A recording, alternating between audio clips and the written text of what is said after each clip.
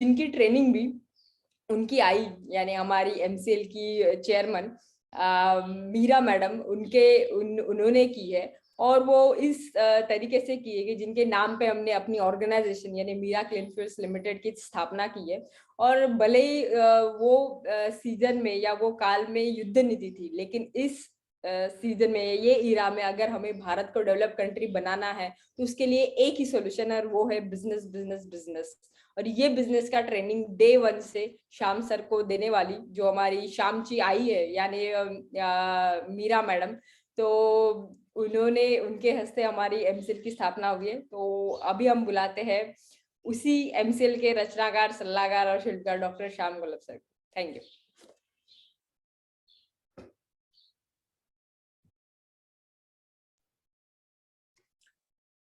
Thank you very much madam. Good morning everyone. दोस्तों नमस्कार, मैं डॉक्टर श्याम गोलब फिर से एक बार आपका इस ट्रेनिंग सेशन में स्वागत करता हूं। मैं आशा करता हूं कि आप सभी लोग स्वस्थ हैं और आप अपने साथ अपने परिवार का, यानी घर का परिवार और एमसीएल परिवार दोनों का ख्याल रख रहे हैं। मैं ये भी उम्मीद करता हूं कि आप सभी लोग 1 घंटा बहुत अच्छी एक्सरसाइज कर रहे हो, अपने हार्ट अपने लंग को मजबूत कर रहे हो और अपनी इम्यूनिटी को बढ़ा रहे हो। तो चलिए शुरुआत करते हैं आज के टॉपिक से। दोस्तों सबसे पहले आप सभी को मकर संक्रांति की बहुत बहुत शुभकामनाएं। हमारे पूरे भारत देश में हिंदू वर्ष का जो कैलेंडर है उसके हिसाब से आज की तारीख में सूरज मकर प्रवेश करता है। तो मकर और प्रवेश यानी संक्रांति। इस फेस्टिवल को, इस त्योहार को हमारे हर राज्य में जम्मू कश्मीर से लेकर तमिलनाडु में मनाया जाता है और हर जगह इसके अलग अलग नाम है। बिहू, लोहरी, मकर संक्रांति, पोंगल, पौष पौष संक्रांति, ऐसे कई सारे नाम हैं। तो आप सभी को त्योहार की बहुत बहुत शुभकामनाएं। दोस्तों चलिए शुरुआत करते हैं आज के टॉपिक से। मनुष्य 20 से 25 लाख साल पहले इस धरती के ऊपर आया। उसके बाद लगभग 40,000 साल पहले उसने इस एग्रीकल्चर यानी खेती की, कृषि की खोज की और तब से फिर एक जगह वो बस्ती करके रहने लगा। तब से फिर वो गांव बना, गांव से बड़े बड़ा बन के वो शहर बना। लगभग 6,000 साल पहले हमारी इस सभ्यता की, संस्कृति की शुरुआत हुई। और ये जो संस्कृति पिछले 6,000 साल से अभी तक चलती आ रही है, इसके 3 प्रमुख ऐसे कालखंड हैं। सबसे पहला जो कालखंड है उसे कहते हैं प्राचीन कालखंड। अभी हम 2022 में रह रहे हैं, तो 0 से लेकर 2022 ये जो 21 जो 2000 साल और 21वां जो शतक चालू है, इसे सीई कहते हैं, यानी कॉमन एरा कहते हैं। और उसके पहले का जो पीरियड है उसे बिफोर कॉमन एरा यानी बीसीई ऐसे कहा जाता है। तो 0 के पहले, बिफोर कॉमन एरा, 3500 सालों से लेके इस कॉमन एरा में पहले 4 शतक, ये जो पूरा पीरियड, ये जो पूरा कालखंड है उसे प्राचीन कालखंड ऐसे कहते हैं। इसके बाद 5वां जो शतक है,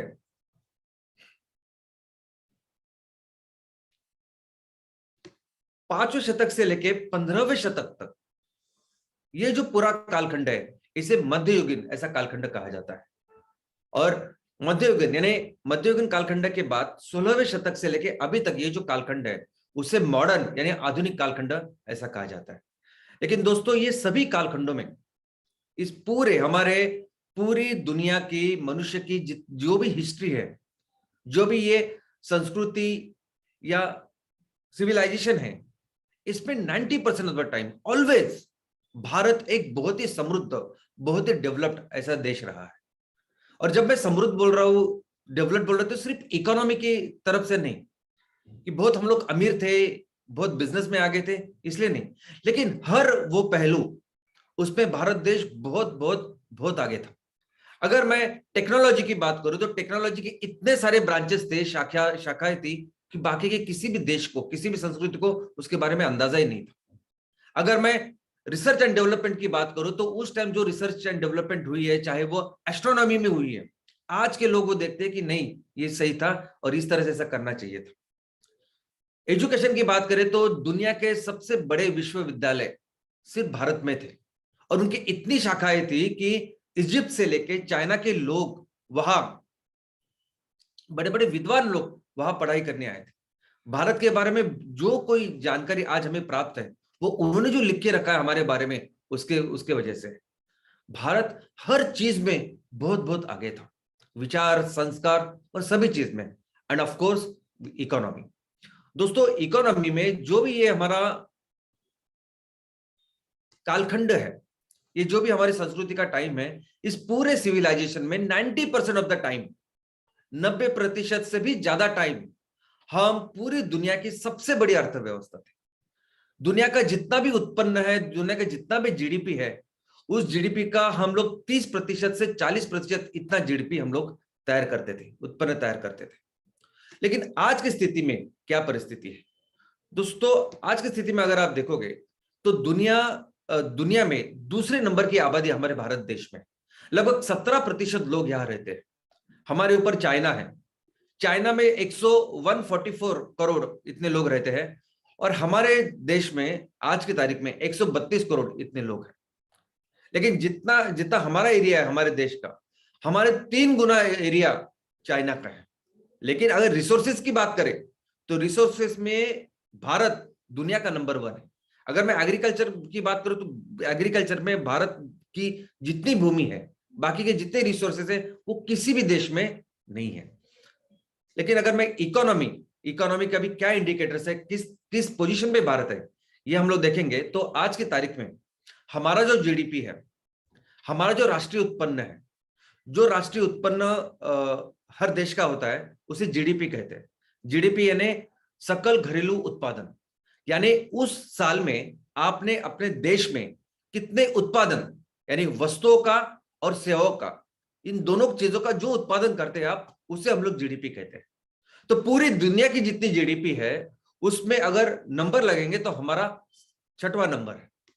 पूरी दुनिया की जो जीडीपी है वो 91.98 ट्रिलियन डॉलर इतनी बड़ी जीडीपी है, और हमारी जो जीडीपी है वो 2.89 यानी 3 ट्रिलियन से कम, और परसेंटेज में पकड़े तो 3.14 इतना परसेंटेज में हमारा जीडीपी है।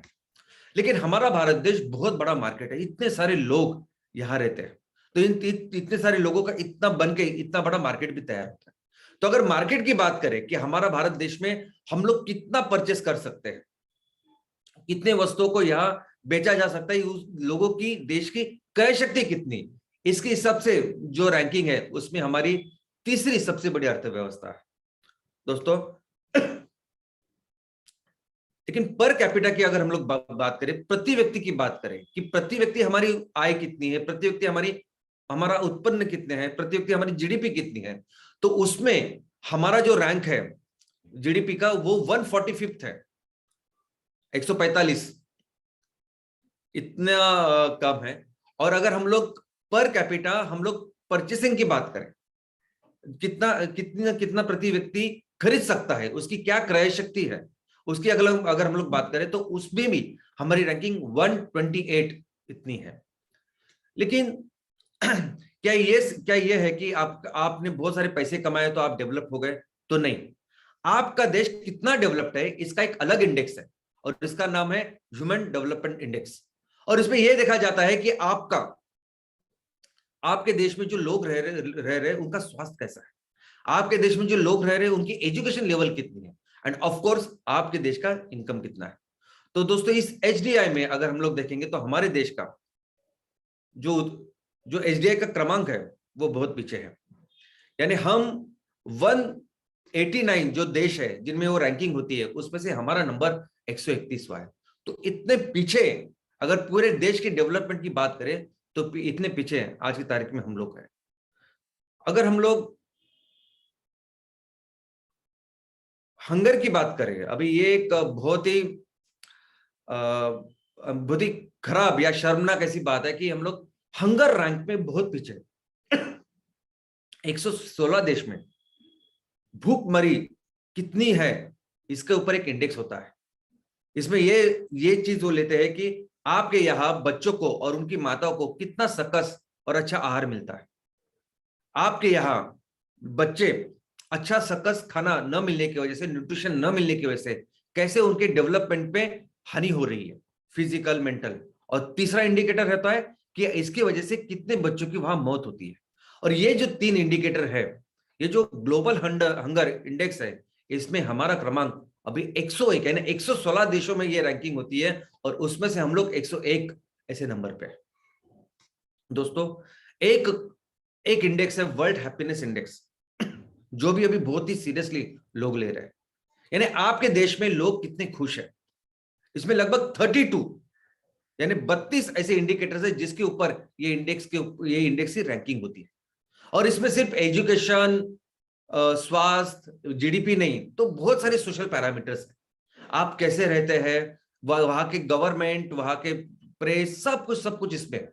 और इस खुशहाली में, इस वर्ल्ड हैप्पीनेस इंडेक्स में हमारा क्रमांक है 139। तो ऐसा देश जो दुनिया की सबसे बड़ी, सबसे डेवलप्ड ऐसा देश था, आज उसकी ऐसी कंडीशन है। आज अगर हम लोग इंटरनेशनल ट्रेड की बात करें, अगर हम लोग व्यापार की बात करें, तो इस पूरे जो आजादी से लेके अभी तक का जो पीरियड है, उसको हम लोग 2 हिस्सों में बांट सकते हैं। पहला जो हिस्सा था वो 1947 यानी आजादी से लेके 1991 तक था। ये 54 साल का जो कालखंड था, जो पहला हिस्सा था, उसमें सरकार ने ऐसा सोचा कि ये अंग्रेजों ने जैसे 400 साल हमारे ऊपर राज किया, हमको गुलाम बनाया, ये कोई सरकार नहीं आई थी यहाँ, तो यहाँ एक कंपनी आई थी, ईस्ट इंडिया कंपनी, जो बिजनेस करने आई थी। और इस कंपनी ने हमें इतने साल का गुलाम बनाया, तो हम अब इस आजाद हिंदुस्तान में किसी भी बाहर की कंपनी को आने नहीं देंगे। हम सिर्फ खुद ही इसमें बिजनेस करेंगे, हमारे देश के लोग ही इसमें बिजनेस करेंगे। अगर बहुत बड़े बड़े प्रोजेक्ट्स है तो गवर्नमेंट उसमें निवेश करेगी, लेकिन हम लोग अपनी पूरी इकोनॉमी प्रोटेक्टेड रखेंगे, ताकि ज्यादा से ज्यादा एम्प्लॉयमेंट हो, और जितना भी हम लोग इसमें काम करें, मुनाफा कमाएं, वो सब हमारे लोगों के काम है। तो जो अप्रोच था, वो अप्रोच सोशल ज्यादा था, प्रॉफिट के बजाय लोगों के लिए ज्यादा था। लेकिन इसके वजह से क्या हुआ कि इस पूरे कालखंड में बहुत नियम, रेड टेपिज्म, लाइसेंस राज, परमिट राज, यानी आज भी जो हम लोग भुगत रहे हैं, ये इसकी शुरुआत तब हुई थी जब बहुत सारा उसमें पूरा जो एडमिनिस्ट्रेशन इतना ज्यादा करके रखा था कि किसी भी प्राइवेट, खासगी व्यक्ति को अगर कोई बिजनेस करना था तो बहुत ही मुश्किल था। और इसी का परिणाम यह हुआ कि ऐसी चीजें जो हम लोग अपने देश में बना सकते थे, वो भी हम लोग बाहर से मंगाने लगे। हमने सोचा था कि जो पूरी जरूरत है हमारी, वो हम अपने देश में पूरे करेंगे, लेकिन ऐसा नहीं हुआ। हमारी जो ग्रोथ होनी चाहिए थी बिजनेस की, वो नहीं हुई। हमारा निर्यात इतना कम हो गया और आयात इतना इतना इतना इतना बढ़ने लगा कि हमारी कंडीशन 80s में बहुत ही बुरी हो गई। और फिर एक ऐसे पॉइंट पे हम लोग पहुंचे कि हमारे पास जो बाहर से चीजें हम लोग मंगा रहे, उसके देने के लिए सिर्फ 3 हफ्ते के पैसे इतने बचे हमारे पास थे। इतनी खराब कंडीशन भारत की हो गई थी कि 1991 में हम लोग बजट सादर नहीं कर पाए थे, पेश नहीं कर पाए थे, किया नहीं था हमने। और हमारी जरूरत पूरा करने के लिए हमें अपना घर का, अपने देश का सोना दूसरे बैंक में, उसी लंदन के बैंक में हमें गिरवी रखना पड़ा। हमारी कंडीशन बाकी सभी पैरामीटर्स पे इतनी कम थी कि कोई भी अंतरराष्ट्रीय संस्था, जैसे कोई वर्ल्ड बैंक हो या इंटरनेशनल मॉनेटरी फंड हो, ये बड़ी बड़ी वित्तीय संस्था ने भी हमको पैसा नहीं दिया, हमको सपोर्ट नहीं किया, क्योंकि उनका लग रहा था कि आप भी हम लोग भारत को कुछ पैसे देंगे तो ये सब डूबने वाला है। और ऐसे कंडीशन में फिर सरकार बदली और फिर आ गए पीवी नरसिंह राव और मनमोहन सिंह जी, और उन्होंने फिर एक ऐसा कदम उठाया कि जिस कदम से फिर उन्होंने हमारे देश को इस आर्थिक संकट से बाहर निकाला। और वो कदम था उदारीकरण, जागतिकीकरण और खासगीकरण। उन्होंने ऐसी पॉलिसी 1991 में शुरुआत की और ये दूसरा कालखंड शुरुआत हुई जो 1991 से लेके अभी तक का है। दोस्तों, इससे हमारी पूरी जो आर्थिक व्यवस्था है वो पूरी दुनिया के लिए खुल गई। अभी कौन से भी देश की कोई भी कंपनी यहाँ आके बिजनेस कर सकती थी, कोई भी सेक्टर में। तो वैसे सभी क्षेत्र खुल गए। जो लाइसेंस राज था वो बहुत बहुत बहुत बहुत कम हो गया, और फिर से आ गया वो प्रकृति का नियम, सर्वाइवल ऑफ द फिटेस्ट। यानी आप सिर्फ भारत में रह रहे हो इसलिए आपको प्राथमिकता मिलेगी, नहीं, ऐसा नहीं। अगर आपकी कंपनी सही है, आपकी कंपनी में वो सब गुण है, आपकी कंपनी सबसे अच्छी है, तो आप बिजनेस कर पाओगे। और ऐसे ही नीति की शुरुआत हुई 1991 के बाद। तो दोस्तों उसके बाद क्या हुआ कि हमारा एक्सपोर्ट 16 गुना बढ़ा, हमारा इंपोर्ट 19 गुना बढ़ा, और आज की तारीख में हमारा इस एक्सपोर्ट इंपोर्ट की क्या कॉम्बिनेशन, क्या कंपोजिशन है, वो हम लोग देखते हैं। तो पहले देखते हैं कि हम लोग क्या क्या एक्सपोर्ट करते हैं। तो दोस्तों लगभग 4400 से ज्यादा चीजें हम लोगों को एक्सपोर्ट करते हैं। लगभग जितने भी देश है 200, उस सभी देशों में हमारा कुछ ना कुछ प्रोडक्ट आज की तारीख में भारत से वहां जा रहा है। तो सबसे पहले जो चीज है जो हम लोग एक्सपोर्ट करते हैं वो है मिनरल फ्यूल, ये जो क्रूड ऑयल है ना, उसके प्रोडक्ट्स। आप बोलेंगे कि क्रूड ऑयल के प्रोडक्ट्स हम लोग एक्सपोर्ट कैसे कर रहे हैं? तो दोस्तों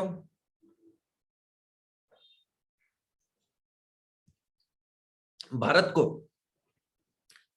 82% से ज्यादा ऑयल हम लोग बाहर से मंगाते हैं, क्रूड ऑयल मंगाते हैं, उससे पेट्रोल डीजल सब कुछ बनाते हैं और फिर उसको गाड़ियों में यूज करते हैं, घर में इस्तेमाल करते हैं, ऐसा सब कुछ हो रहा है।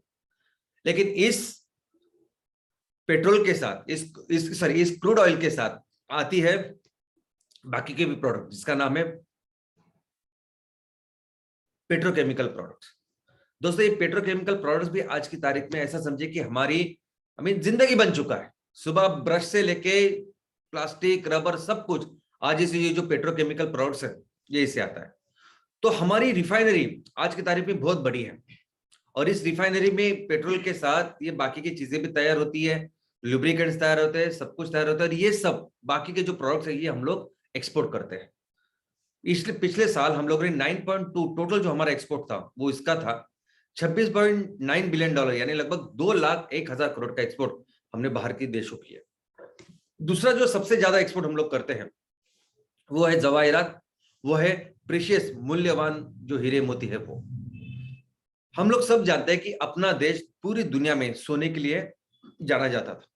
हम भारत देश में इतना सोना था कि भारत देश को दुनिया की सोने की चिड़िया कहा जाता था। तो इस हजारों साल की जो हमारी संस्कृति है सोने की, उसके साथ हमारे यहाँ एक कला विकसित हुई है, इसके ऊपर कला कुसर करने की, हैंडीक्राफ्ट्स, और इसमें जो कारागिर है वो पूरी दुनिया में सिर्फ भारत में पाए जाते हैं। दोस्तों पिछले साल ऐसे कारागिरी करके ऐसे जो जवाहिरात है हम लोगों ने बाहर के लोगों में, बाहर के देशों में एक्सपोर्ट किए, वो 1,95,000 करोड़ के पूरे एक्सपोर्ट का 8.96% था। नेक्स्ट है फार्मास्यूटिकल। दोस्तों आपको सुन के ताज्जुब होगा, लेकिन दुनिया में फार्मास्यूटिकल का पूरी दुनिया में बहुत अच्छा नाम है।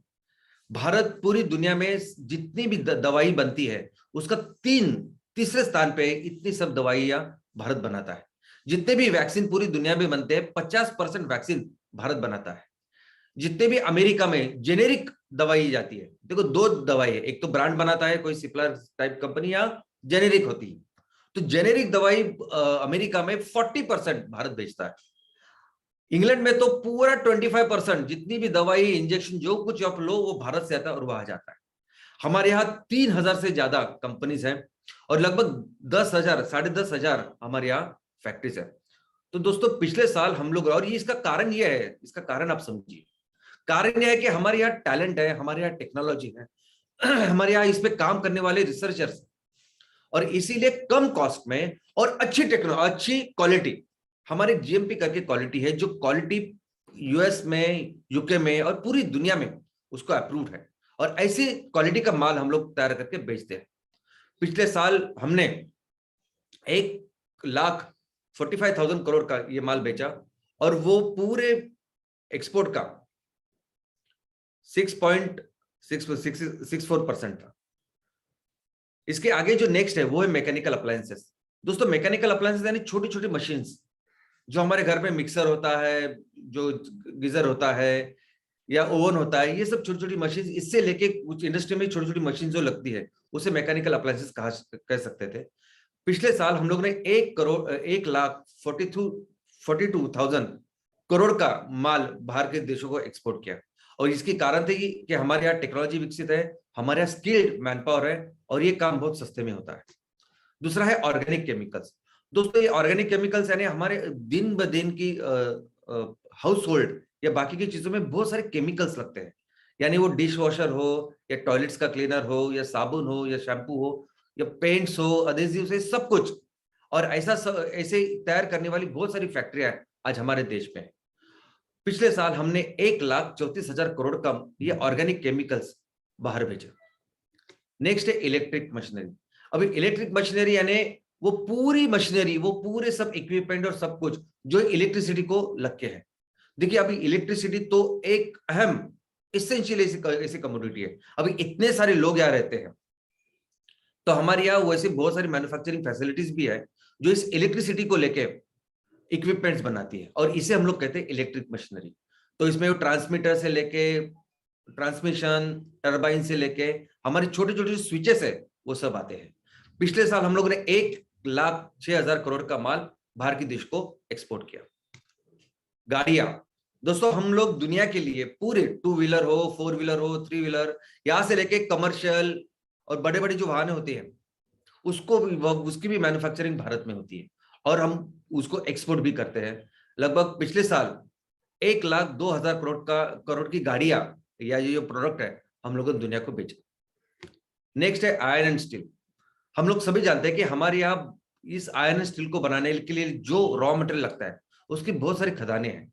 छत्तीसगढ़ हो, झारखंड हो, ओडिशा हो, ऐसी जगह में ये सब कुछ है। और यहाँ बहुत सारी फैक्ट्रियां है जो इस आयरन ओर से लेके आयरन एंड स्टील बनाती है। और हम दुनिया में अभी लगभग पिछले साल 90,750 करोड़ का इतना माल हम लोगों ने एक्सपोर्ट किया है। और ऑफ कोर्स एग्रीकल्चर, हमारा 9वां जो आइटम है वो एग्रीकल्चर है। एग्रीकल्चर से जो धान हम लोग जो तैयार करते हैं वो हमने पिछले साल एक्सपोर्ट किया 75,750 करोड़ का। लगभग 10 बिलियन से भी ज्यादा है ये। और पूरे जो एक्सपोर्ट हम लोग करते हैं उसका 3.46 इतना परसेंटेज हिस्सा है। और आखिर में है प्लास्टिक। दोस्तों प्लास्टिक भी हम लोग बहुत बड़े पैमाने में तैयार करते हैं। पिछले साल हम लोगों ने प्लास्टिक और प्लास्टिक की जो प्रोडक्ट्स है उसके जो प्रोडक्ट एक्सपोर्ट किए उसकी वैल्यू थी 51,000 करोड़। तो ये थे 10 ऐसे प्राइम प्रोडक्ट्स जिसको हम लोग एक्सपोर्ट करते हैं। आइए देखते हैं अभी इंपोर्ट क्या करते हैं, बाहर से क्या मंगाते हैं, देखते हैं। तो सबसे पहले of course the crude oil, natural gas. दोस्तों हम लोग जितना भी पैसा बाहर की चीजों के लिए खरीदने के लिए देते हैं वो जो पूरा अपना बिल है उस बिल का 25%, 1/4 अगर हमारा पैसा कहीं जाता है तो इस क्रूड ऑयल के लिए जाता है। हमें जितनी भी ईंधन की जरूरत है हमें पूरी 80% से ज्यादा वो जरूरत हम लोग बाहर से लेके वो चुकानी पड़ती है। पिछले साल हमने $99.7 बिलियन यानी लगभग 7,48,000 करोड़ इतना हमने क्रूड ऑयल बाहर से मंगवाया। अभी देखिए जो हम लोगों ने एक्सपोर्ट किया वो क्रूड नहीं था, ये रॉ मटेरियल ऐसा समझिए। क्रूड ऑयल आता है हमारे यहाँ रिफाइनरीज है, उसमें अलग अलग प्रोडक्ट्स बनते हैं और हम लोग उसको इस्तेमाल करते हैं या एक्सपोर्ट करते हैं जो भी है। तो ऐसा समझिए कि अगर 7.5 लाख करोड़ का माल आ रहा है तो उसका जो प्रोडक्ट्स बनेंगे वो 10 लाख करोड़ के 11 लाख करोड़ के शायद प्रोडक्ट बनेंगे जो नीचे जाएंगे। तो इस 10 लाख 11 लाख करोड़ में सिर्फ हम लोगों ने 2 लाख करोड़ बाहर दिया है। आप सोच रहे हैं इसके नेक्स्ट जो है जो हम लोग बाहर से मंगाते हैं वो है ये जो सोना और ये जवाहिरात जवाहिरात नहीं बोलूंगा मैं, सोना और ये कीमती हीरे। सोना यहां सबसे ज्यादा कंज्यूम होता है। सोना पहनने की, सोना इस्तेमाल करने की हमारी संस्कृति हजारों सालों से है, इसलिए दुनिया के सबसे ज्यादा सोने का इस्तेमाल करने वाला देश हम है, दूसरे स्थान पे है। तो सोना तो यहां आता है और सोने को लेकर इतनी बड़ी इंडस्ट्री है कि हमारे पूरे जीडीपी का 7% जीडीपी वहां से आता है। हमने देखा कि हमारा जो टेक्सटाइल है, जो कापड़ उद्योग है, वो सिर्फ 2% जीडीपी देता है, लेकिन सोना उससे 3.5 गुना 7% जीडीपी तैयार कर रहा है। तो हम लोग बहुत सारा सोना बाहर से मंगाते हैं और हमारे यहाँ संस्कृति ऐसी है, यानी कितनी भी कैसी भी परिस्थिति हो लेकिन सबको लगता है कि अपने घर में थोड़ा सा सोने का कुछ तो होना चाहिए। और इसमें से जो जवाहिरात आते हैं, जो कीमती हीरे आते हैं, वो उस पर हम लोग कलाकुसर करके बाहर भेजते हैं। तो हम लोग बाहर भेजा हम लोगों ने 1,95,000 करोड़ का, लेकिन बाहर से जो कुछ मंगाया वो मंगाया 4,13,000 करोड़ का। तीसरा है इलेक्ट्रिक मशीनरी। इतने सारे लोग, इतनी सारी आबादी जब अपने देश में रहते हैं तो इतनी जरूरतें इलेक्ट्रिसिटी की है। इसी को लेके हम लोगों ने पिछले साल 3.5 लाख करोड़, जो पूरे इंपोर्ट का 11% से ज्यादा, 11.8%, ऐसा हम लोगों ने बाहर से सब मशीनरीज लाई, इक्विपमेंट्स लाए और ये सब इलेक्ट्रिकल जो जरूरत है उसको पूरा किया। और जो एक्सपोर्ट किया वो सिर्फ 1 लाख करोड़ का किया, मंगाया 3.5 लाख करोड़ का। मैकेनिकल अप्लायंसेस, यही जो मिक्सर, कॉफी मेकर, लैम्प, ये फ्रिज, वॉशिंग मशीन, ये सब जो आप देख रहे हैं, टीवी वगैरह, इसको मैकेनिकल अप्लायंसेस बोलते हैं। हम लोगों ने एक्सपोर्ट किया, लेकिन हम लोगों ने इंपोर्ट कितना किया? 2.78 लाख करोड़। यानी हम लोगों ने मंगाया 2 लाख और 78,000 करोड़ का, और इसमें से और एक्सपोर्ट किया 1.42,000 करोड़ का। वैसे ही है ऑर्गेनिक केमिकल्स का। ऑर्गेनिक केमिकल्स में हम लोगों ने जितना बाहर वालों को दिया उससे ज्यादा हम लोगों ने इंपोर्ट किया। 1,47,000 करोड़ का ये प्रोडक्ट्स हम लोगों ने बाहर से मंगाए और यहाँ इस्तेमाल किए। 6वें स्थान पे है प्लास्टिक। तो हम लोगों ने अगर 51,000 का प्लास्टिक निर्यात किया तो हम लोगों ने 99,750 यानी ऑलमोस्ट 1 लाख करोड़ का प्लास्टिक के प्रोडक्ट्स और प्लास्टिक बाहर से मंगाया भी। दोस्तों, इसके आगे है वेजिटेबल ऑयल। वेजिटेबल ऑयल तो एक ऐसी चीज है कि जो कंपलसरी हम 100%, हम तो एक्सपोर्ट करते ही नहीं, जितना भी लगता है सिर्फ 30 से 40% ही हम लोग यहाँ तैयार कर पाते हैं। 60% 60 से 70% हम बाहर से मंगवाते हैं। अभी वेजिटेबल ऑयल तो एक ऐसी चीज है जो हम लोग खेतों से तैयार कर सकते हैं, लेकिन वो भी हम लोग बाहर से मंगवा रहे हैं। पिछले साल हम लोगों ने 84,750 करोड़ का इतना तेल, खाद्य तेल, वनस्पति तेल हम लोगों ने बाहर से मंगवाया और कोई एक्सपोर्ट नहीं। ऑफकोर्स आपको सुन के ताजुब होगा, लेकिन जो भी मेडिकल इक्विपमेंट्स है, अगर आप किसी डॉक्टर के पास जाएंगे, वो किसी भी चीज से अगर आपकी जांच कर रहा है, अगर आप आंख के डॉक्टर के पास जाएंगे तो जो मशीन में आपको बिठाएगा, कान के डॉक्टर के पास जाएंगे तो वो सब जो उपकरण होते हैं ना, सब अपरेटस, वो मैक्सिमम बाहर से ही आते हैं, मैक्सिमम। पिछले साल हम लोगों ने 63,750 करोड़ इतने चीजों के, इतने सब उपकरण, मेडिकल उपकरण बाहर से मंगवाए। पूरा जो ऑपरेशन थिएटर वगैरह जो चीज सब लगती है वो सभी बाहर से हम लोग मंगाते हैं। आयरन एंड स्टील हम लोग भले ही तैयार कर रहे हैं, हमारे पास बहुत ज्यादा सोर्स है रॉ मटेरियल का, लेकिन फिर भी हम लोग जो अच्छे क्वालिटी का स्टील होता है या बाकी अलग अलग रिक्वायरमेंट का स्टील है, तो वो हम लोग बाहर से भी मंगाते हैं। 61,000 करोड़ 500 का, 61,500 करोड़ का इतने क्वांटिटी का स्टील, आयरन हम लोगों ने बाहर से मंगा। और ऑफ कोर्स इनऑर्गेनिक केमिकल्स, ये पेंट्स, ये सब इनऑर्गेनिक चीजें, कई सारी चीजों में ये इनऑर्गेनिक केमिकल्स रखते हैं, कई सारी इंडस्ट्री में इनऑर्गेनिक केमिकल्स रखते हैं, और ये सब हम अपने घर में इसके उत्पादन इस्तेमाल करते हैं। तो ऐसी चीजों में भी हम लोगों ने पिछले साल लगभग 51,000 करोड़ के हम लोगों ने ये सभी प्रोडक्ट्स बाहर से मंगाए, जो हर दिन हमें किसी न किसी की चीजों से लगते हैं। तो दोस्तों, ये थी इंपोर्ट वाली बात। अभी बैलेंस ट्रेड क्या है दोस्तों? हम लोग जो भी अभी बिजनेस कर रहे हैं, धंधा कर रहे हैं देश के लेवल पे, वो ऐसा कर रहे हैं कि हमारा निर्यात हमेशा कम रहा है और आयात हमेशा ज्यादा रहा है। पूरे ये पूरे आजादी से लेकर अभी तक अगर हम लोग बात करें तो हमेशा हमारा निर्यात ज्यादा है और हमारा बिजनेस हमेशा घाटे में रहा है। कितना घाटा है?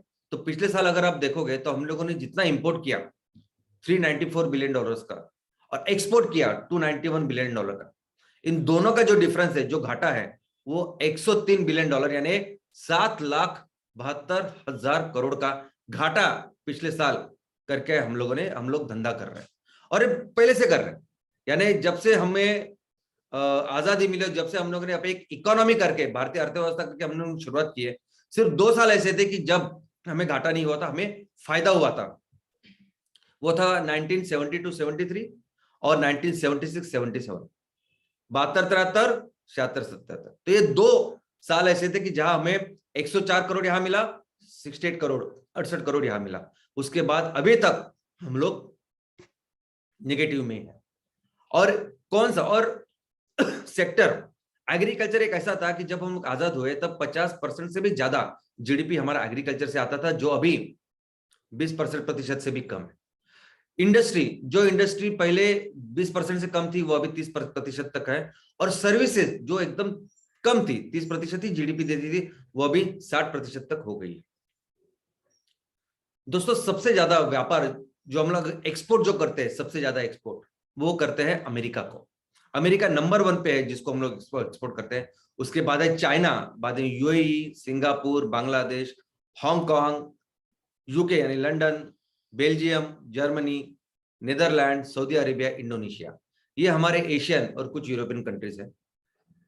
लेकिन हम लोग अगर इंपोर्ट की बात करेंगे तो हमारी इंपोर्ट में नंबर 1 पे है चाइना। सबसे ज्यादा माल अगर हम लोग किसी से मंगाते तो वो है चाइना, और इतने क्वांटिटी में मंगाते कि आप सोच भी नहीं सकते।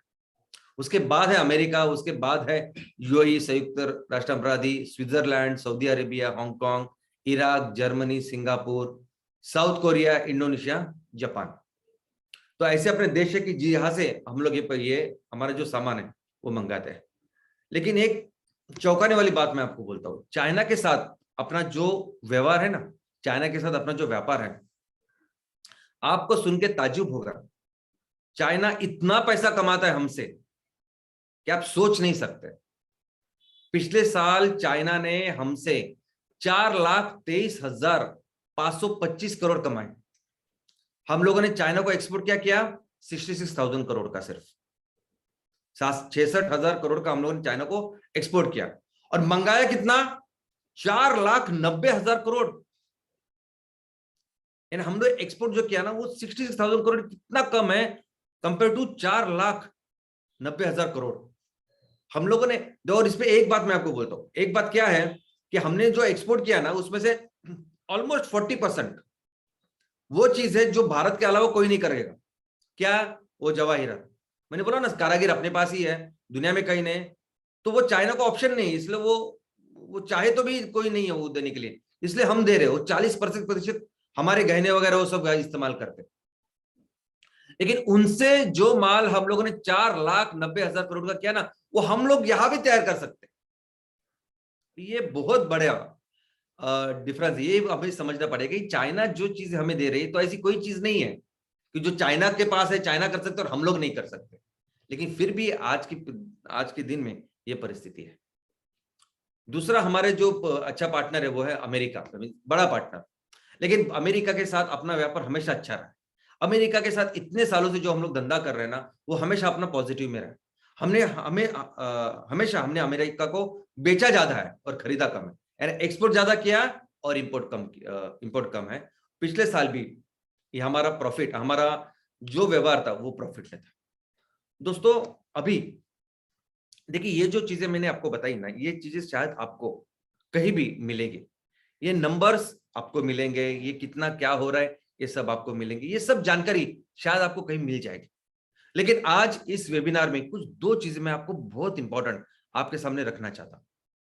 सबसे पहले तो मैं आपको बताता हूं कि ये जो चीजें, ये जो कंपोजिशन है ना, जो चीजें हम लोग निर्यात कर रहे हैं, जो आयात कर रहे हैं, ये जो चीजें है ना, ये कोई भी दूसरी कंट्री, कोई भी दूसरा देश, ऐसा समझो कोई अफ्रीकन देश, कोई अफ्रीका में है और उसके पास इतनी आबादी है, तो भी उसका आयात निर्यात ऐसे ही होता था।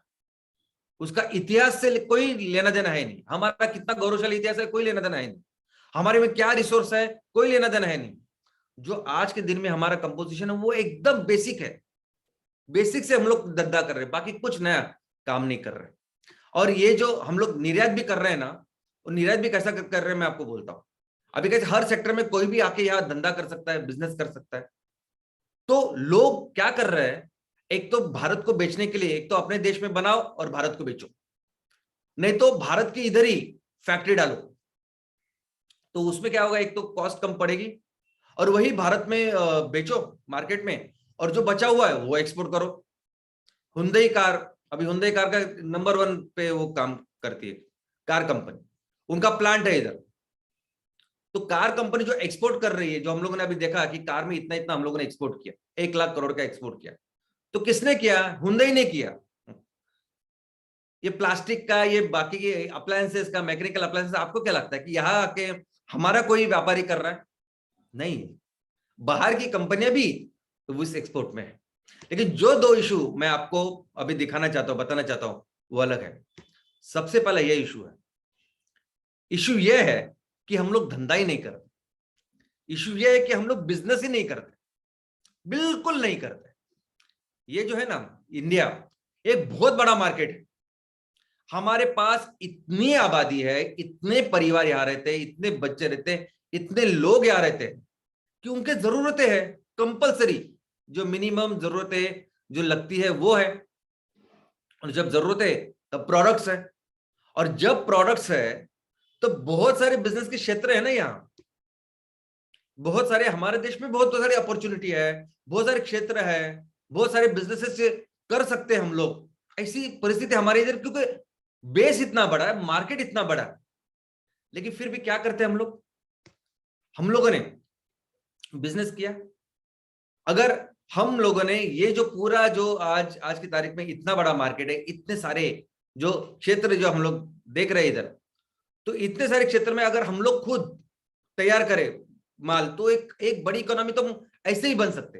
लेकिन हमने क्या किया, ये आगे के जो हम लोगों ने पहले 54 साल जो करने की कोशिश की, हम लोग ने यही सोचा था कि कोई जरूरत नहीं बाहर से बिजनेस करने की, पहले अपने यहाँ बिजनेस करें, अपने यहाँ काम करते हैं, अपने लोग काम करेंगे, मेहनत करेंगे, कमाएंगे वगैरह सब करेंगे, किसी को बाहर वाले की अलाउड करने की जरूरत ही नहीं।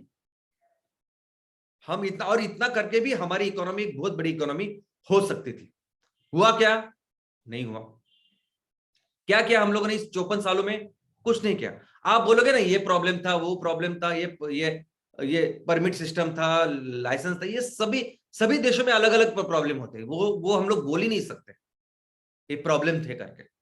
परिस्थिति ऐसी ही थी ना कि हम लोग ऐसे सिचुएशन पे आ गए थे कि हमें पूरा देश, अभी पूरी दुनिया को लगा कि अभी इसका इनका कुछ नहीं होने वाला। और फिर हमको बाय डिफॉल्ट मजबूरन हमको ये पॉलिसी लानी पड़ी, उदारीकरण, खासगीकरण, व्यापारीकरण, जहां लोग फिर बाहर से कोई सी भी सेक्टर में कोई भी कंपनी आ सकती थी और धंधा कर सकती थी। क्यों जरूरत पड़ी? क्योंकि किया ही नहीं ना हमने धंधा। हमने कभी धंधा ही नहीं किया, कभी हमें समझा, कभी इतने सालों में कभी देखा ही नहीं कि क्या हो रहा है उसमें।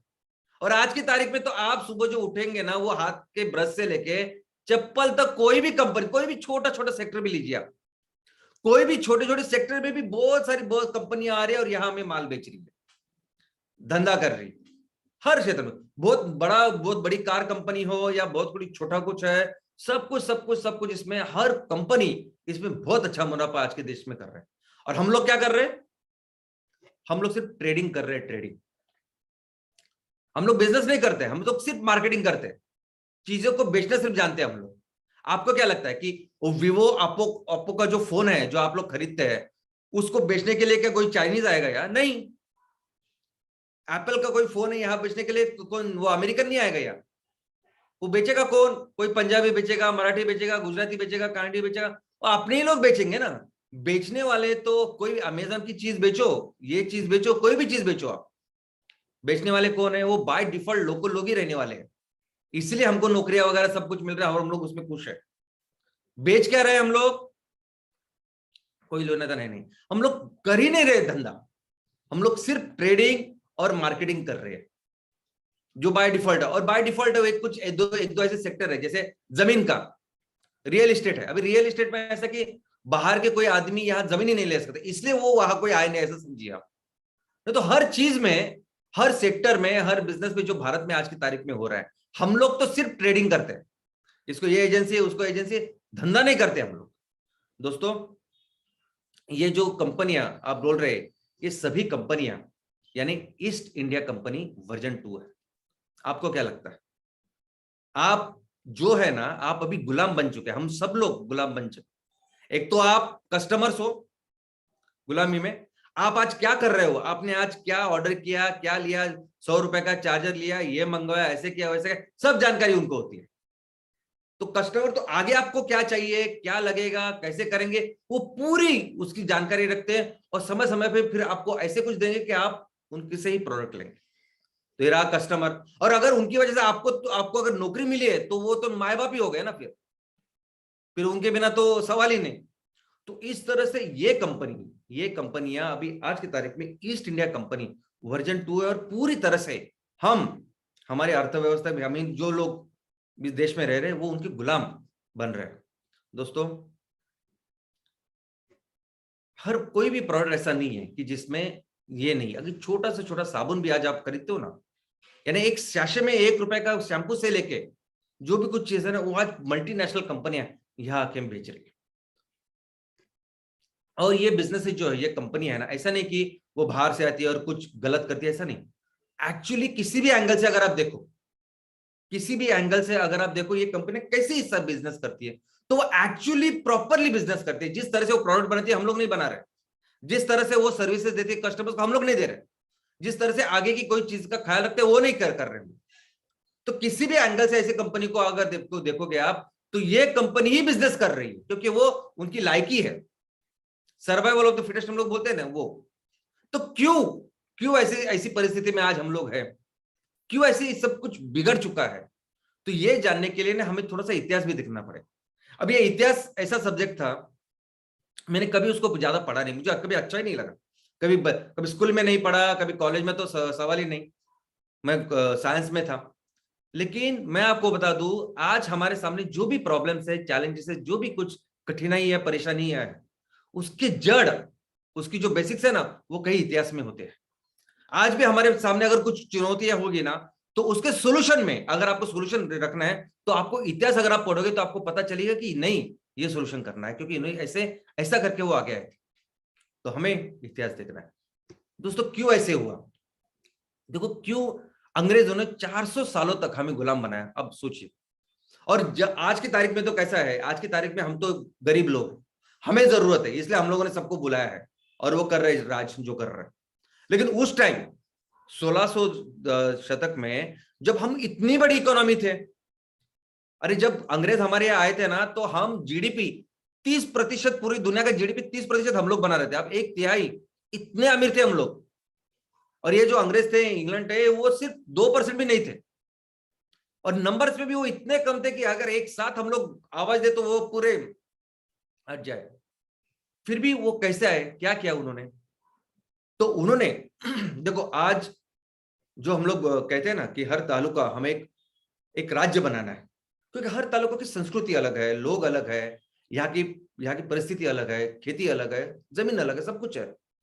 वैसे हजारों सालों से चलता है, हजारों सालों से यहाँ लोग रह रहे, हजारों सालों से अलग अलग सल्तनतें है, अलग अलग राज्य है, और ये करते आ रहे। लेकिन जिस चीज की वजह से अंग्रेजों ने यहाँ इतना बड़ा, इतने बड़े देश को गुलाम बनाया, वो एक सिद्धांत, वो एक प्रिंसिपल था, फुट डालो राज करो, डिवाइड एंड रूल। हम लोग इतने साल से अमन शांति से रह रहे थे, लेकिन अगर कोई दो राजाओं के कुछ प्रॉब्लम है, तो जिससे अपने को फायदा है उसके साथ जाओ, उनको मदद करो और लड़ाई करवाओ, और पहले उनको जीतो। तो अंग्रेजों का फायदा कैसे हो कि उनको दोनों राज मिलते थे, और वो राजा को क्या बोलते थे कि हमें आप पैसा मत दो, हमारी पूरी सेना आपके नेतृत्व में आपके लिए काम करेगी, आपका सिर्फ संरक्षण वगैरह करेगी, ऐसा सब बोल देंगे। आप हमें सिर्फ क्या दो, हमें पैसा मत दो, हमें सिर्फ वो दो, खेती के जो लैंड रेवेन्यू है उसके कलेक्ट करने का, खेती के ऊपर ध्यान रखने का इतना आधार दो, क्योंकि उनको पता था कि असली जो चीज है वो क्या है। और ऐसा करते करते करते करते उन्होंने वो राज्य अपने इस पे ले लिए। और बाद में एक ऐसा समय था कि उसके बाद अंग्रेजों ने डायरेक्टली वार्निंग देना चालू कर दी। दूसरे राजाओं को बोलते थे कि देखो, अगर आपको रहना है तो हमारे पास आ जाओ, नहीं तो हमसे युद्ध करो। इस लेवल तक वो धीरे धीरे करके गए, और पूरे देश को उन्होंने गुलाम बनाया, और जिसके ऊपर फोकस किया वो था एग्रीकल्चर। दोस्तों, सबसे बड़ा नुकसान अगर अंग्रेजों ने कुछ किया ना, तो हमारी सोच पूरी तरह से नष्ट कर दी। हमारी सोच को उन्होंने ऐसा गुलाम बनाया। देखो, हमारे यहाँ से उन्होंने सोना तो लिया, जो कुछ हमारे पास जवाहरात था, जो कुछ था, वो सब कुछ वो तो लेके चले गए। इतने 400 सालों तक खेती की उन्होंने। क्यों आज ब्रिटेन इतना बड़ा, जो यूनाइटेड किंगडम है, इतना बड़ा देश कैसे है, डेवलप्ड देश कैसे है? क्योंकि उन्होंने 400 साल भारत की खेती का इस्तेमाल किया और अपने देश, अपना उसको बड़ा किया। वो भी उन्होंने किया, वो भी जाने दीजिए। रिसोर्सेस है हमारे पास, लेकिन सबसे बड़ा नुकसान क्या किया कि उन्होंने अपनी जो दिमाग है ना हमारा, ये बदल दिया। हमारी जो जो सोच है ना, वो इस तरह से उन्होंने गुलाम की कि हर चीज में उन्होंने दिखाया कि आप गुलाम हो और हम रूलर है, हम राज्य करते हैं। आप गुलाम के लिए ही पैदा हुए हो। आपकी हर चीज, हमारी हर धरोहर, हमारी जो संस्कृति थी, हमारा जो इतिहास था, पूरी तरह से उन्होंने नष्ट कर दिया। क्या जरूरत थी उनको छत्रपति शिवाजी महाराज के यहाँ रायगढ़ में जाने की और पूरा राजगढ़ जलाने की? इसीलिए कि आप देख ना पाए कि हम लोग किसके वंशज है। इसीलिए कि आपको ये पूरी जो लिखा था, जो हमारे वेदों में था, वो पूरा जला के राख कर दिया इन्होंने, ताकि आपको लगे कि नहीं, यही हमारे माए बाप है, यही सब कुछ है और हम तो गुलामी के लिए ही तैयार हुए। और ऐसा ही काम किया जो आज की तारीख में ये चालू है। आज की तारीख में भी हम लोग बस इसी मानसिकता में काम कर रहे हैं और ये सबसे बड़ा प्रॉब्लम हमारे देश का है। हमारे देश में क्या ब्रेन्स नहीं है क्या? आज कितनी बड़ी कंपनियां, यानी जो कंपनियां अभी ये कितनी बड़ी, जितनी हमारी इकोनॉमी है उतनी बड़ी बड़ी कंपनियां ये हमारे देश, हमारे भारत के लोग चला रहे हैं। और ये सिर्फ मैनेजर करके नहीं चला रहे कि मैनेजर है, ऐसा नहीं, जॉब डिस्क्रिप्शन लेके नहीं काम कर रहे, वो इन कंपनी को बड़ा कर रहे हैं। आप ये जो चेहरे अभी देख रहे हैं ना, इन्होंने उस कंपनी को बड़ा किया है। इतने टैलेंट हमारे पास है, तो क्यों नहीं ऐसा कि हमारे देश का कोई भी आदमी खुद इतनी बड़ी कंपनी बनाता? सबको ऐसा लगता है कि मैं आईआईटी बनूं, जो अच्छे क्रीम है, ब्रेन है, उनको लगता है कि मैं आईआईटी बनूं, आईआईएम करूं और किसी जबरदस्त मल्टीनेशनल कंपनी का मैं सीईओ बन जाऊं या कोई अच्छे लेवल पे जाऊं। क्यों नहीं वो ऐसा सोचते कि मुझे भी इतनी बड़ी कंपनी तैयार करनी है? और जो भी स्टार्टअप यहाँ तैयार होती है ना, वो क्या करते हैं? कॉपी करते हैं, कॉपी। बाहर की कोई अमेजोन बन गए तो बस वजह से अपना फ्लिपकार्ट तैयार करो, उसको बेचो 100% और अपना पैसा कमाओ। कोई भी उबेर से बनी ओला, ये सब सब सब सब वैसे ही है। और बाकी दूसरा ब्रेन क्या करता है? एक दूसरा ब्रेन जिनको लगता है कि देश के लिए कुछ करे, क्या करे, तो क्या करे देश के लिए? आईएएस बने, आईपीएस बने, ऐसे कुछ पोजीशन पे जाए जिसमें अपने को पावर मिले, बाकी सब कुछ मिले, बस। ये है अपना ब्रेन जो आज की तारीख में कर रहा है। और हम लोग एक, और आज तो इतना आसान हुआ है, तब तो शायद अंग्रेजों को टाइम, बहुत मशक्कत करनी पड़ी थी कि दो राज्यों के बीच में कैसे हम लोग दरार डाले, क्या करे, कैसे निकाले का। आज तो इतना आसान हो गया कि दो भाई भी आराम से उनको हम लोग जुदा कर सकते हैं। ऐसी पोजीशन में हम लोग हैं। लेकिन दोस्तों, मैं आपको एक चीज याद दिलाना चाहता हूं, हमारे साथ भी जापान ने शुरुआत की थी। जापान 1945 में जो दूसरा विश्व युद्ध बंद हुआ, वो जापान की तबाही से बंद हुआ। पूरा जापान राख हो गया था, राख। ऐसे परिस्थिति में फिर जापान ने क्या किया, वहां ये जो आकियो मोरिटो करके हैं उद्योजक, उन्होंने ऐसी ही पड़ी हुई इमारत, जैसे आपको दिख रही है, ऐसी एक पड़ी हुई इमारत में एक कंपनी की शुरुआत। दो ऐसी चीजें थी जिसको आप सुन के एकदम चौंक जाएंगे। एक तो वो उस कंपनी में जो प्रोडक्ट वो करना चाहते थे, उस प्रोडक्ट की टेक्नोलॉजी उनके पास नहीं थी। अमेरिका में वो प्रोडक्ट बन रहा, उसकी टेक्नोलॉजी थी, वो था ट्रांजिस्टर। और जो प्रोडक्ट उन्हें वो बनाने वाले थे, बनाया उन्होंने, वो अपने देश में बेच नहीं सकते थे क्योंकि किसी के पास इतने पैसे ही बचे नहीं थे। पूरा देश एकदम कंगाल हुआ। ऐसे दिनों में उन्होंने वो कंपनी की शुरुआत की, टेक्नोलॉजी लाई, यहाँ ट्रांजिस्टर तैयार किया और वहां फिर अमेरिका में जाके बेचा और पूरी दुनिया को, पूरे देश को उन्होंने इंस्पायर किया। और उसके बाद जापान में जो एक मूवमेंट की शुरुआत हुई, जो उद्योजकता तैयार हुई, आज की तारीख में तो ये जो आप टोयोटा से लेके आप बोलते हैं टोयोटा की कार लो या सुजुकी की कार ली, ये सभी जापान की है। ये इसका एसी लू, ये कितनी सारी कंपनियां जो जापान की है, जो पूरी दुनिया में आज की तारीख में लीड कर रही है। पूरी दुनिया में एक विकसित, डेवलप्ड कंट्री करके जापान है। और दोस्तों, ये काम हम लोग भी कर सकते हैं। भले आज कोई भी परिस्थिति हो, कैसी भी हो, किसी भी कौन से भी इंडिकेटर में अगर भारत आपको पीछे लग रहा है, लेकिन आप कभी मत भूलिएगा कि जो खून हमारे नसों में है ना, वो खून उन लोगों का है कि जिन्होंने पूरी दुनिया पे राज किया। 90% ऑफ द टाइम अगर हम दुनिया की सबसे बड़े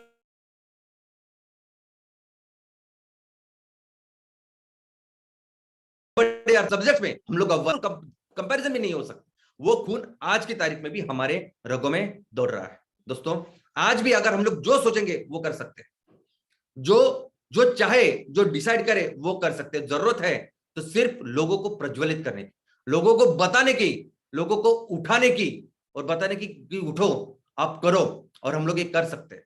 अगर हमारे देश को फिर से उस बुलंदियों को लेके जाना है तो हम लोग कर सकते हैं। ये सिर्फ चेतना जगाने की आज जरूरत है। दोस्तों यही है MCL. MCL family, MCL movement क्या है?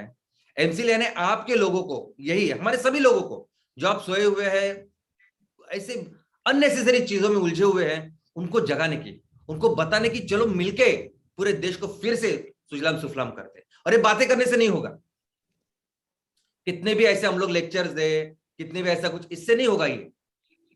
इसके लिए हमें ये प्रोजेक्ट्स करने पड़ेंगे, करके दिखाने पड़ेंगे, और ऐसे करके दिखाने पड़ेंगे कि लोगों को पता चले। लोगों के सामने एक कोई इंस्पिरेशन ही नहीं है, इंस्पिरेशन नहीं कि देखो ये करने के बाद इतना मान, इतना सम्मान मिलता है, इतने पैसे मिलते हैं, ये नहीं है किसी के सामने। क्या मोरल्स है, क्या क्या रोल मॉडल्स है आज हमारी सोसाइटी में, नहीं है। वो तैयार करने पड़ेंगे, करने पड़ेंगे प्रोजेक्ट्स, बात करने से नहीं होगा। दोस्तों आज की तारीख में हमारे देश में ये देखो, ये कंपनियां काम राज कर रही है, राज। ईस्ट इंडिया कंपनी वर्जन 2 है ना, ये east India company. Social media पे अगर आप जाओगे तो फेसबुक इंक्लूडिंग इंस्टाग्राम किसका है? अमेरिका का। मैसेजिंग की बात करें तो नंबर 1 कंपनी कौन सी है? व्हाट्सएप, अमेरिका की। हाइक, चाइना की। सर्च में तो हम लोग सर्च भी नहीं बोलते, गूगल करो, अमेरिका। ई कॉमर्स में कौन सी कंपनी है? Flipkart, America. Amazon, America. Paytm mall, China. Mobile जो आप खरीदते हो ये सभी वीवो, ओप्पो किसके है? जियोमी, नंबर 1 कंपनी हमारे वो चाइना की है। सैमसंग कोरियन है, वीवो अगेन चाइना की है।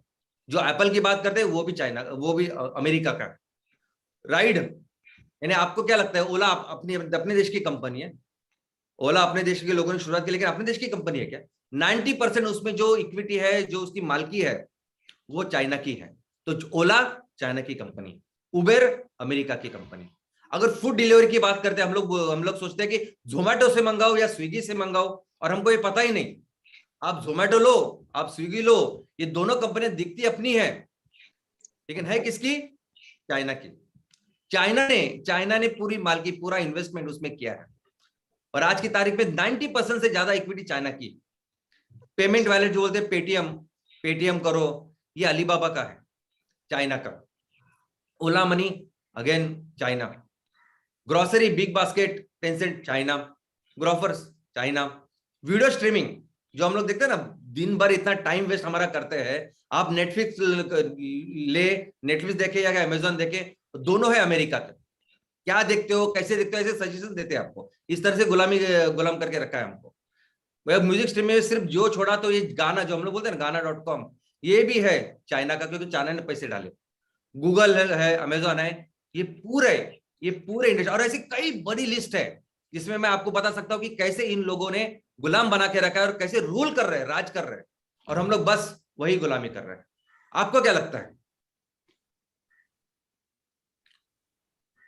आपको क्या लगता है कि एमसीएल, इन लोगों ने, बाकी की कंपनियों जैसे एकदम सस्ते आसान से जो तरीके अपनाए वो एमसीएल करेगी?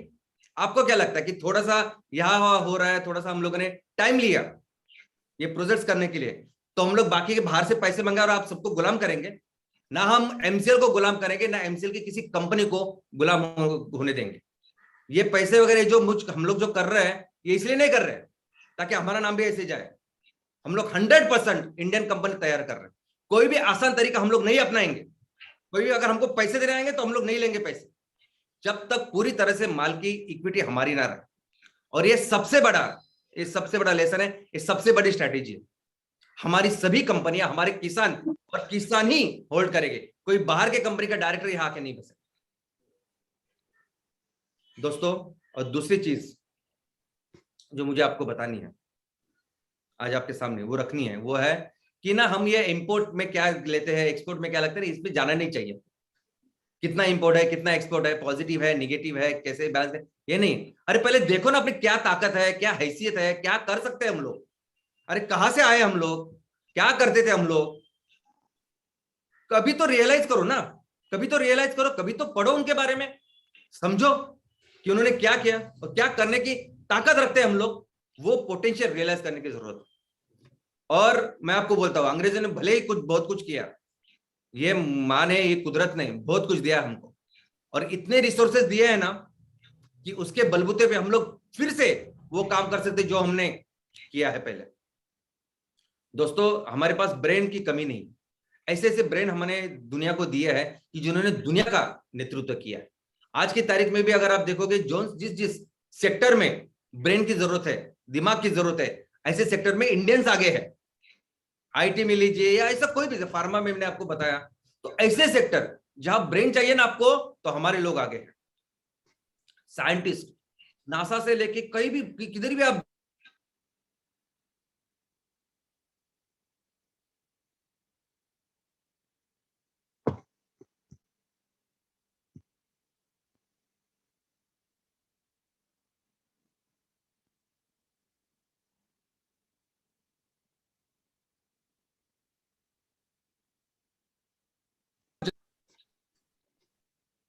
हम लोग बिजनेस की अगर मैं बात करूं तो फिर से हम लोग उस लेवल तक जा सकते हैं, उस लेवल की हम लोग इकोनॉमी, उस पोजीशन हासिल कर सकते हैं। सिर्फ एक काम हमको करना पड़ेगा और वो है एग्रीकल्चर, खेती।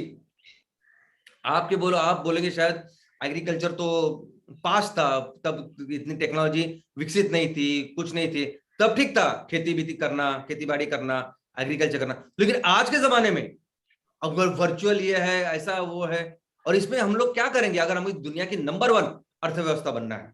तो दोस्तों, आज की तारीख में पूरी दुनिया ऐसे संकट में है, ऐसे ऐसे संकट में कि पूरी दुनिया चाहती है कि हर प्रोडक्ट, कोई भी प्रोडक्ट आप लेके आओ ना, तो सस्टेनेबल हो, यानी इस फॉसिल फ्यूल जैसे ना हो कि सिर्फ 20 30 40 50 साल आपने इस्तेमाल किया और पूरी दुनिया खतरे में आ गई। ऐसा नहीं, प्रोडक्ट ऐसा हो कि हजारों साल आप इस्तेमाल करो तो वो चलता रहेगा, आजू बाजू का अपनी दुनिया अच्छी रहेगी, सब कुछ अच्छा रहेगा, सस्टेनेबल होगा। और ये सस्टेनेबल प्रोडक्ट्स कहां से आते हैं? ये आते हैं प्रकृति से। सस्टेनेबल प्रोडक्ट कहां से आते हैं? तो ये आते हैं एग्रीकल्चर से। तो जो भी चीजें, जो भी प्रोडक्ट्स अभी आपने देखे ना, वो सभी प्रोडक्ट्स, वो सभी जरूरतें हम लोग अपनी खेती से तैयार कर सकते हैं। सबसे पहले जो सेक्टर जो हम लोग डेवलप करने वाले हैं, अपना भारत देश और हम लोग एमसीएल, वो है ऑयल एंड गैस। दोस्तों, आपको क्या करना है, अभी जो फैक्ट्री हम लोग आपके यहाँ तैयार करने वाले, बायोफ्यूल स्टेट, बस वही करना है। और ऐसा नहीं कि एक आपने फैक्ट्री लगाई और उसको ही चला जिंदगी भर, नहीं। आपके तहसील में जितना पोटेंशियल है, कम से कम 20 फैक्ट्री तो लगेगी, लेकिन उसके आगे हो सकता है कि आपके तहसील में 30 फैक्ट्रियां लगे, आपके तहसील में 40 ऐसी फैक्ट्रियां लगे जो हम लोग तैयार करने वाले, 40 लगे, 50 लगे। तो जो पोटेंशियल अपने तहसील में है उसको हमें बढ़ाना है, क्योंकि हमारे पास पूरे भारत में इतना पोटेंशियल कि सिर्फ हम लोग अपने पोटेंशियल के ऊपर ध्यान दें तो पूरी दुनिया के लिए ऑयल एंड गैस 20% हम लोग तैयार कर सकते हैं। ये जो फॉसिल फ्यूल है उसको पूरी तरह से रिप्लेस कर सकते हैं। आज दुनिया का 4 से 4.5% हम लोग ऑयल एंड गैस मंगा रहे हैं, हम लोग दुनिया को 20% देंगे, और इतना अगर देंगे तो हम लोग कितना पैसा कमाएंगे बताइए आप। अब ये फिगर बहुत कम है कंपैरिजन में, मैंने वो एक्चुअल फिगर नहीं दिया। कम से कम 15 से 20 लाख करोड़ का माल हर साल हम लोग एक्सपोर्ट कर सकते हैं। दूसरा है पेट्रोकेमिकल प्रोडक्ट्स। जैसा मैंने कहा कि पेट्रोकेमिकल प्रोडक्ट्स यानी आपकी जिंदगी की शुरुआत, दिन की शुरुआत होती है इससे, पूरा दिन भर हर जगह पे आपके प्रोडक्ट्स लगते हैं। ये सभी प्रोडक्ट्स हम लोग अपने खेतों में तैयार कर सकते हैं, और ये बिजनेस ये इतना बड़ा है। ये जो प्रोडक्ट्स है, ये जो पेट्रोकेमिकल प्रोडक्ट्स का जो सेक्टर है, ये आज की तारीख में फ्यूल से भी बड़ा सेक्टर है, ईंधन से भी बड़ा सेक्टर है। और इसका 10% भी हम लोग दुनिया को दे पाए, हम लोग एक्सपोर्ट कर पाएंगे, तो कम से कम 30 से 40 लाख करोड़ इतना हम लोग एक्सपोर्ट कर सकते हैं, और इतना पैसा हम लोग कमा सकते हैं देश के लिए। Organic food and food products. दोस्तों, फूड इंडस्ट्री दुनिया की सबसे बड़ी इंडस्ट्री है। 6 ट्रिलियन से ज्यादा माल बेचा जाता है फूड का, पूरी दुनिया में नंबर 1 इंडस्ट्री कुछ है तो फूड की है, और इसमें से ऑर्गेनिक सिर्फ 3% है। पूरी दुनिया को अभी पता मालूम है, एस्टेब्लिश है कि ये सब हो रहा है उस केमिकल की वजह से, इस कैंसर फार्मिंग की वजह से, केमिकल फार्मिंग की वजह से। और पूरी दुनिया जानना चाहती है अभी ऑर्गेनिक फूड इंडस्ट्री, जो धीरे धीरे बढ़ रही है। और इसमें भी बहुत बड़ा नेतृत्व भारत कर सकता है। हमारे पास इतना पोटेंशियल है। आप देखिए, देखो, आप कंपैरिजन कीजिए उस ईरान से, क्या है उसमें उनके पास, इजराइल से क्या है उनके पास। इजराइल के पास तो इतनी जमीन है, इतना देश है वो, कि हमारे स्टेट भी सब उससे बड़े हैं। और जितनी भी जमीन उनके पास है ना, 20% ही खेती हो सकती है, 80% रेगिस्तान है, खेती नहीं हो सकती। फिर भी उन्होंने खेती की और आज पूरी दुनिया में एक्सपोर्ट कर रहे हैं। अगर वो कर रहे हैं तो अपने पास तो सब कुछ है ना, क्यों नहीं करेंगे हम लोग। और अगर वो अच्छी तरह से करेंगे तो लगभग 40 से 50 लाख करोड़ का माल हर साल निर्यात कर सकते हैं हम लोग। ये पोटेंशियल है अपना। Next, fertiliser industry. दोस्तों, जैसा मैंने कहा कि 100% जो फर्टिलाइजर इंडस्ट्री है ना आज की तारीख में, वो सब केमिकल इंडस्ट्री। ये सभी केमिकल, यही कारण है कि जिसकी वजह से ये सब कैंसर फैलता जा रहा है। और ये फर्टिलाइजर भी आ रहा है उस क्रूड ऑयल से। हम हर फैक्ट्री में जब 100 गुना जब 100 टीपीडी जब हम लोग फ्यूल तैयार करने वाले हैं, तो तब उसी फैक्ट्री में हम लोग 150 टन हमारे फर्टिलाइजर भी तैयार करने वाले। तो हमारे पास तो इतना पोटेंशियल है कि हम लोग पूरी दुनिया की ये जो जरूरत है फर्टिलाइजर की, उसे पूरा कर सकते हैं। आपको मालूम है कि अभी आज श्रीलंका में क्या चल रहा है? श्रीलंका में एक बहुत बड़ा क्राइसिस चालू है। श्रीलंका के राष्ट्राध्यक्ष, उन्होंने एक बहुत बड़ा निर्णय लिया, डिसीजन लिया। उन्होंने बोला कि मैं अपने देश से ये केमिकल फार्मिंग, कैंसर फार्मिंग को पूरी तरह से हटा दूंगा, 100% ऑर्गेनिक फार्मिंग करा। और उन्होंने वैसे रूल किए। उन्होंने पूरे केमिकल फार्मिंग, केमिकल फर्टिलाइजर की पूरी सप्लाई बंद कर दी। लेकिन क्या हुआ कि वहां किसानों के पास फिर खेती करने के लिए फर्टिलाइजर ही नहीं था, ऑर्गेनिक फर्टिलाइजर ही नहीं हुआ। और जब ये फर्टिलाइजर नहीं तो खेती कैसी होगी, तो माल कैसे बाहर आएगा। तो पूरी देश में आज श्रीलंका में खाने की शॉर्टेज है। ये खाने यानी फूड की, एग्रीकल्चर प्रोडक्ट की शॉर्टेज है। वहां सादे अपने आलू 200-300 रुपए किलो चल रहे हैं। और पूरी दुनिया की अर्थव्यवस्था, सॉरी पूरे देश की अर्थव्यवस्था अभी खतरे में, संकट में है, फाइनेंशियल क्राइसिस पे है। दोस्तों, पूरी ये जो फर्टिलाइजर इंडस्ट्री है, ये $200 बिलियन की, यानी लगभग 15 लाख करोड़ की। तो बहुत सारा कंट्रीब्यूशन इसमें भी हम लोग कर सकते हैं।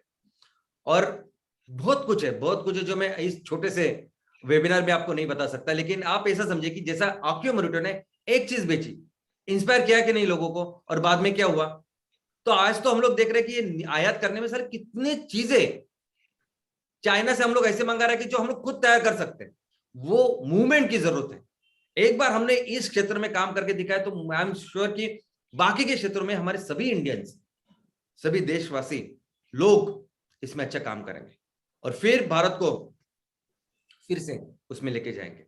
सिर्फ हमें एक काम मिलके करना है, और वो है हमारा ये राजा जो है उसको एम्पावर करना, उसको सबल करना, उसको उसकी ताकत बढ़ाना। क्या जरूरत है उसकी ना, वो देखो। आप जिस गांव में रह रहे हैं, आप जिस तहसील में ना, क्या है, कैसी जमीन है, क्या कर सकते हैं हम लोग। आपके यहाँ पहाड़ है ना, आपके यहाँ नेपियर ग्रास नहीं हो सकता, क्या हो सकता है ना, वो आपकी एक तो हम लोग आपको बताएंगे क्या प्रोडक्ट तैयार करने हैं, कैसे तैयार करना है। लेकिन आपके वहां का जो एग्रीकल्चर असिस्टेंट है वो भी आपको बताएगी कि हम लोग क्या क्या कर सकते हैं। ये तो बहुत बड़ा कुछ रॉकेट साइंस नहीं है। लेकिन हमारा जो एक खेडूत है, हमारा ये जो किसान है, आज उसकी जो जो प्रॉब्लम्स है ना, वो पूरी तरह से हमको मिटानी है। बस उसके हाथ मजबूत करने हैं। और ये एक ही अकेला ये राजा है, ये आदमी है जो फिर से अपने देश को उन्नति और फिर से सुजलाम सुफलाम बनाएगा। और यही काम पूरे एमसीएल के मार्फत हमें पूरे देश में करना है। और दोस्तों देखिए कि नेचर, प्रकृति ही रास्ता है। कितने भी प्रॉब्लम, आज जो भी चैलेंजेस आज हमें सामने दिखाई दे रहा है, आज ग्लोबल वार्मिंग हो, ये हंगर का प्रॉब्लम हमने देखा, ये बाकी सभी सारी चीजें हम लोग देख रहे हैं, इनइक्वालिटी दिख रहे हैं, इस सभी का जो सोल्यूशन है वो हमारे प्रकृति में है। प्रकृति में हमें प्रकृति के पास ही जाना पड़ेगा अगर हमको सोल्यूशन चाहिए तो। क्योंकि एक छोटा सा वायरस क्या करके रखा उसने पिछले 2 सालों से, छोटा सा वायरस, वो कोरोना हो, ओमिक्रॉन हो, पूरी दुनिया झुलझ रही है उससे। अभी क्या करें, कैसे करें। लेकिन अपनी धरती मां, अपना ये पर्यावरण हजारों लाखों सालों से करोड़ों जीवों को संभाल रहा है कि नहीं। हमें कोई चिंता करने की जरूरत नहीं, वो संभालेगा, आगे के हजारों सालों तक संभालेगा। हमें सिर्फ उसका ख्याल रखना है ना। ये जो पूरी सिस्टम जो बनाई है उसको ही हम लोग डैमेज कर रहे हैं, खराब कर रहे हैं। तो कैसे कम कर पाएंगे? तो ये प्रकृति का जो भी अभी हम लोग काम करें, यही आखिर में सोल्यूशन है, और यही हम लोग दुनिया को बताने वाले हैं। जैसे हम लोग इस फर्स्ट फेज में प्रोजेक्ट्स करेंगे, जिस तरह का हम लोग काम करेंगे ना, यही सॉल्यूशन पूरी दुनिया के सामने हम लोग रखने वाले कि यही सस्टेनेबिलिटी का रास्ता है। दोस्तों, फिर से एक बार मैं आप सभी को इस पवित्र दिन की बधाई देता हूं। मैं आशा करता हूं कि इस साल में, आने वाले दिनों में जो जबरदस्त काम आप कर रहे हैं, वो फिर से ऐसे ही चालू रखें। उसके लिए बहुत बहुत शुभकामनाएं देता हूं, और यही रुकता है। Thank you.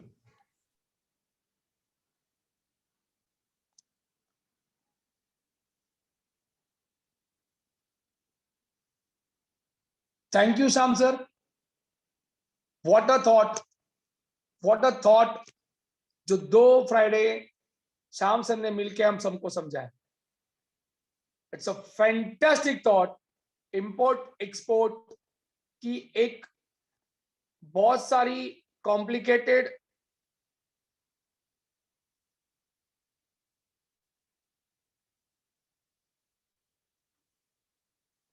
इंपोर्ट एक्सपोर्ट की एक कॉम्प्लिकेटेड सिस्टम को जिस तरह से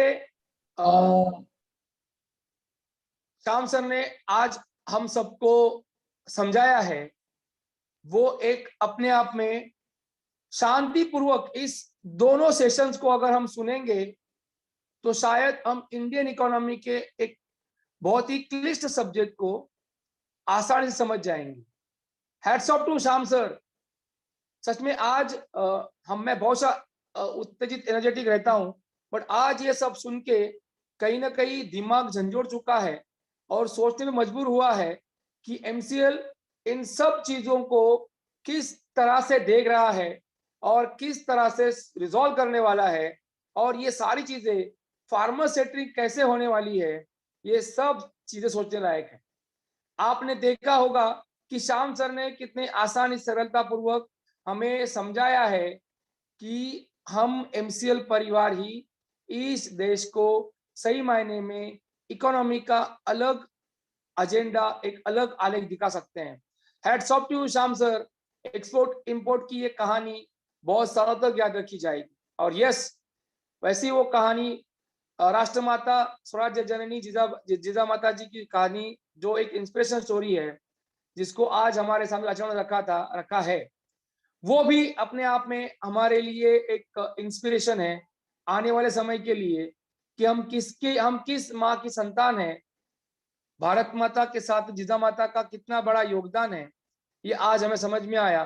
so thank you very much Shyam sir, thank you very much Prachi madam, और इस एमसीएल परिवार जुड़े हुए सारे फार्मर्स, सारे चैनल पार्टनर्स, सारे BDS, prime BDS, senior BDS, MBS owners, MPO owners, और सब लोग जो एक क्रांतिकारी एमसीएल रिवोल्यूशन की तरफ अपना हाथ बढ़ा के काम कर रहे हैं, उन सब के लिए आज का सेमिनार, आज का वेबिनार एक बहुत बड़ा दीपस्तंभ की तरह काम कर गया है, इतनी मुझे आशा है।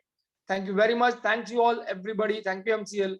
यस, मैं हर बार की तरह कहना चाहूंगा, ये सुनने के बाद तो ऐसा ही लगता है, और ये सच है कि आपको इस देश की मिट्टी का वास्ता है, और एमसीएल ही सुजलाम सुफलाम भारत का रास्ता है। Thank you.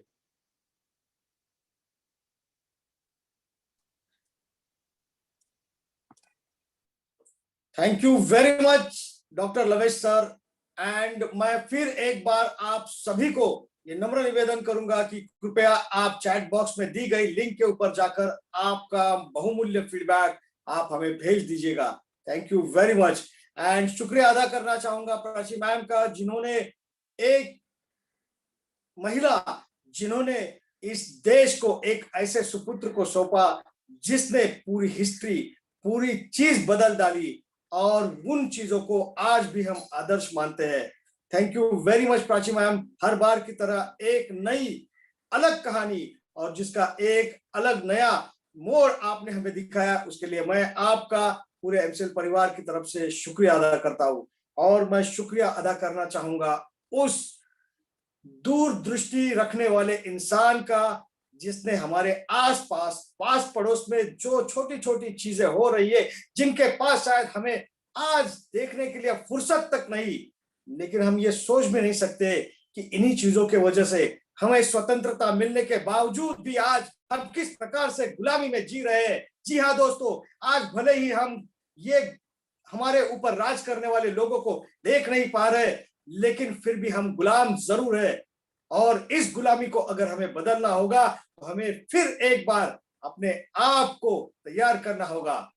और फिर आज जिस प्रकार से हमें बताया गया है कि हम बिजनेस नहीं करते, हम तो बस ट्रेडिंग करते हैं, हमें इस मानसिकता को, हमारे इस विचार को बदलना होगा। हमें फिर एक बार उस गौरवशाली इतिहास को अगर रिपीट करना है तो अपने आप को बदलना बहुत जरूरी है दोस्तों। और ये सारी चीजें होगी सिर्फ और सिर्फ एमसीएल से, क्योंकि मूल रास्ता जो है और वो है नेचर की ओर जाने का, हमारे धरती माँ की संरक्षण का, और वो सारी चीजें हम हमारे खेती से करने वाले। फिर एक बार हम अपने राजा को, हमारे किसान भाई को हम फिर एक बार अच्छे दिन दिखाने वाले। So thank you very much, ये सोच हमें देने के लिए, हमारे विचारों को और प्रगल्भ बनाने के लिए मैं दिल से श्याम सर आपका धन्यवाद अदा करता हूं पूरे एमसीएल परिवार की ओर से। Thank you very much.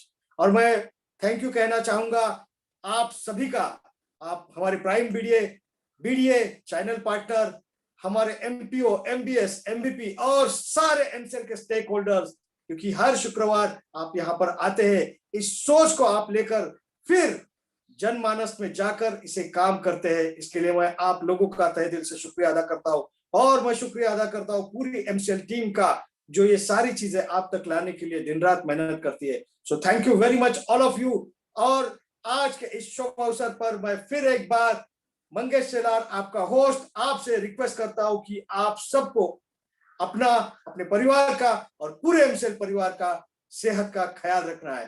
तो धन्यवाद फिर एक बार। और मैं यहाँ ये घोषित करता हूं कि आज का ये वेबिनार यही समाप्त हुआ। धन्यवाद।